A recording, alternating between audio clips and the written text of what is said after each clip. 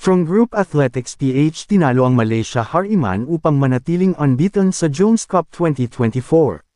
Strong Group Athletics ng Pilipinas ang nagwagi ng 89-54 laban sa Malaysia Hariman nitong Miyerkules upang manatiling walang talo sa ika-43 William Jones Cup sa New Taipei City, Taiwan.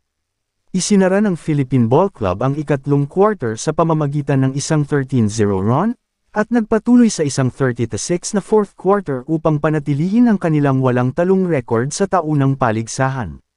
Sa pagkatalo ng Malaysia Hariman sa unang pagkakataon, ang Strong Group Athletics at Chinese Taipei ay ang natitirang walang talong koponan na may parehong 4-0 na win-loss record sa round-robin na paligsahan kung saan ang koponan na may pinakamahusay na record ang magwawagi ng titulo.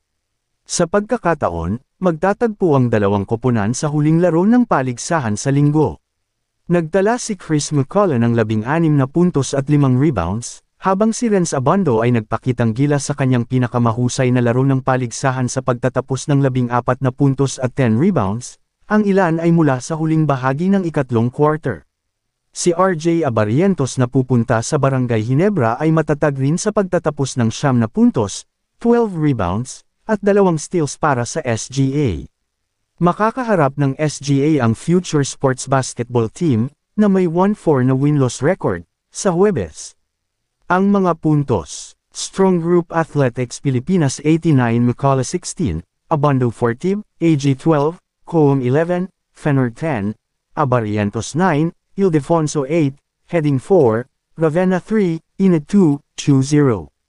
Malaysia Hariman 54, Murray 25, Obasa 13, Bosanggo 6, YH.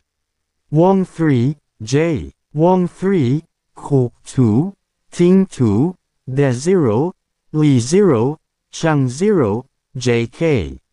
Lee 0, Ragu 0. Mga quarters: First quarter 20-11, Second quarter 40-36, Third quarter 59-48, Fourth quarter 89-54. Patuloy natin suportahan ang SGA sa mga susunod nilang laban.